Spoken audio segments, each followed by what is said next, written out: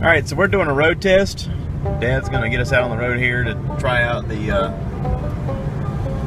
fan, see if the fan comes on the Toyota.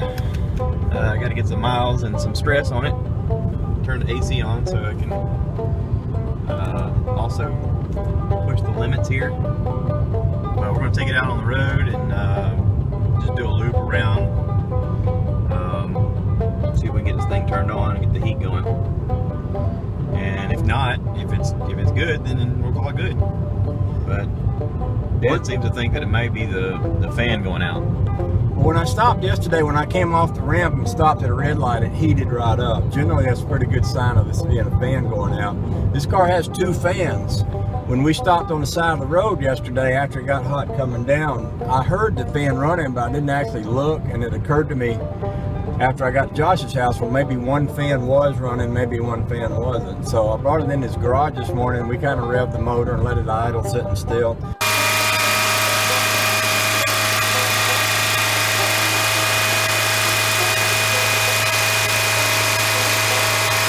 Wouldn't get hot enough to kick the fan in. One of the things I did notice this morning was I was able to get another dab of antifreeze in it, which this car traditionally has always kind of eaten antifreeze. And what I mean by that is it just goes away. It doesn't show up in the oil. It doesn't show up as a leak.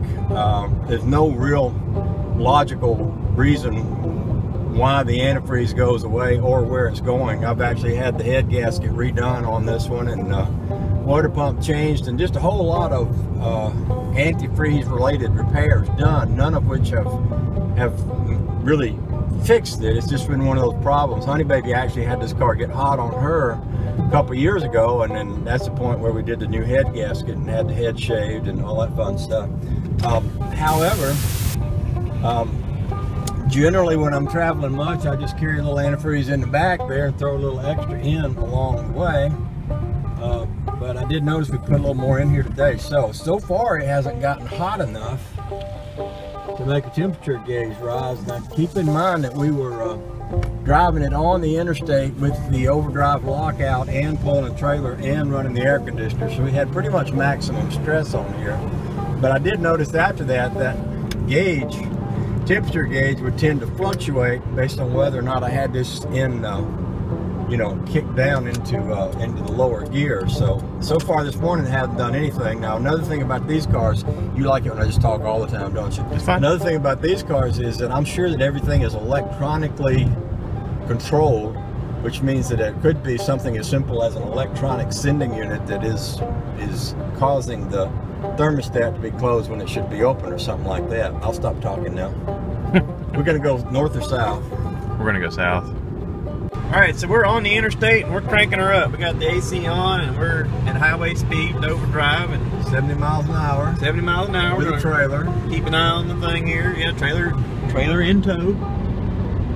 So far the temperature gauge hasn't moved, which is the way this normally works. Normally this car, summer, winter, spring, fall, no matter what the weather's doing, this gauge never moves. It sits right there.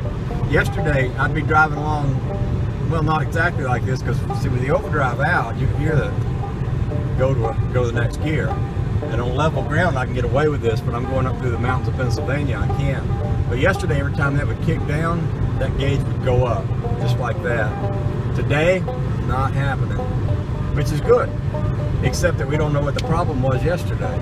I mean, it's good that maybe whatever was wrong with it was just a goofy little thing and it'll never happen again. But the other maybe is maybe we'll get up in the mountains of Pennsylvania and New York on the way home and the thing will overheat and crack a head.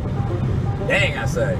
Let's stick with the good, okay? I'm very positive. I believe the glass is half full. I don't care what the rest of you say, okay? So don't be sending me no emails and telling me not to drive it home, all right? We settled that? We have to talk about that anymore? I don't think so.